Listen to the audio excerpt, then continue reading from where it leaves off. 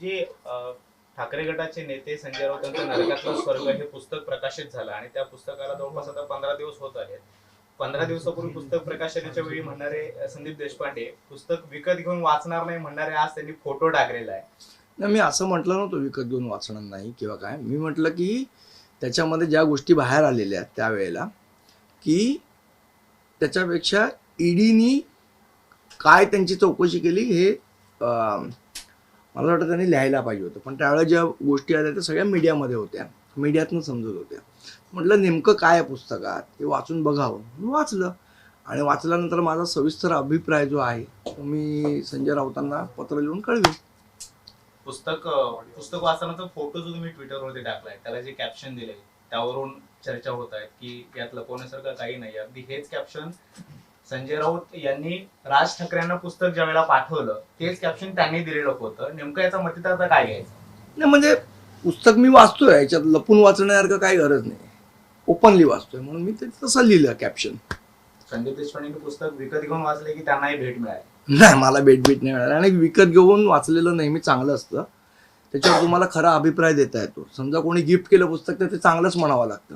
त्यापेक्षा विकत घेऊन वाचलं तर जे मनात आहे तुम्हाला ते तुम्हाला स्पष्टपणे मांडता येतं. म्हणजे एखाद्याने फुकट पिक्चर दाखवला तर तो चांगलाच म्हणावा लागतो ना. आतापर्यंत तुम्ही जेवढा पुस्तक वाचलं तर काय वाटतं? मी संपूर्ण पुस्तक वाचीन आणि माझा सविस्तर अभिप्राय मी संजय राऊतांना पत्र लिहून कळवणार आहे. खरं तर अनेक अभिप्रायांच्या मुद्दे जे ते महाराष्ट्र नवनिर्माण सेना आणि ठाकरेंच्या शिवसेनेचे मागच्या काही दिवसांपासून महाराष्ट्राच्या राजकारणात आहेत. त्यात परवा रात्री पुन्हा एकदा आदित्य ठाकरे यांनी म्हटलंय की महाराष्ट्राच्या हितासाठी आम्ही एकत्र यायला तयार आहोत. ठाकरे पुन्हा एकदा, मग तुमचा अभिप्राय अजून काही त्याच्यावर आलेला नाही?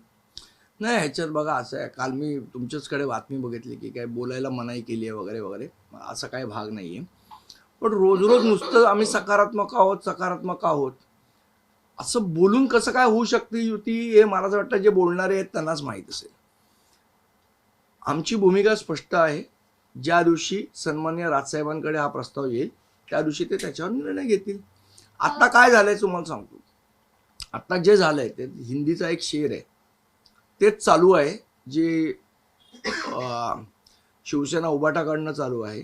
म्हटलं ह्या शेरमध्ये त्याचा पूर्ण अर्थ दडलेला आहे. तो हिंदीतला शेर असा आहे, नजरबाज ने नजर को देखकर नजर से क्या इशारा, नजर नजर का खेल है यारो, नजर नजर ही ने समजा.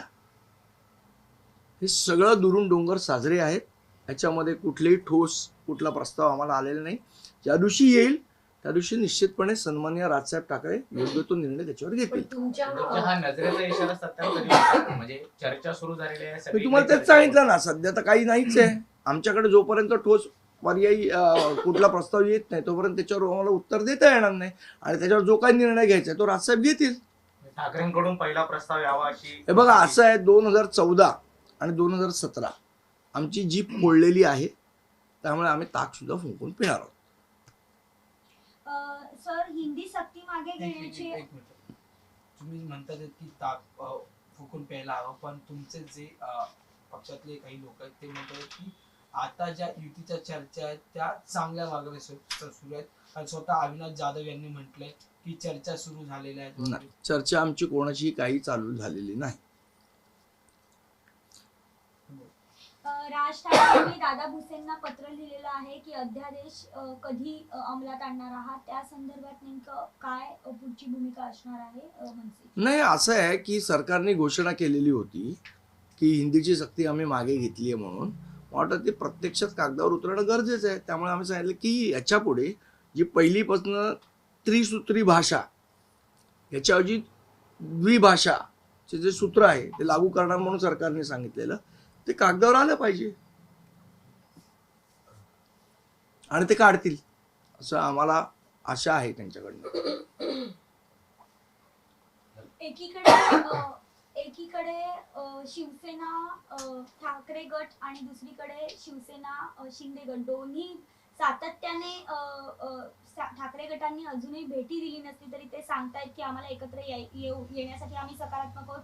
तर शिंदे गटाच्या काही नेत्यांची सातत्याने होणारी राज ठाकरेंना भेट एक कुठेतरी कुठेतरी दोन्ही दगडांवर कुठेतरी पाय किंवा असं काही चाचपणी तुमची सुरू आहे का, की नेमकं काय करायचंय किंवा काय नाही करायचंय, असं या संदर्भात काही चाचपणी? मी तुम्हाला सांगितलं अजूनपर्यंत आम्हाला कोणाकडनंही ठोस प्रस्ताव नाही.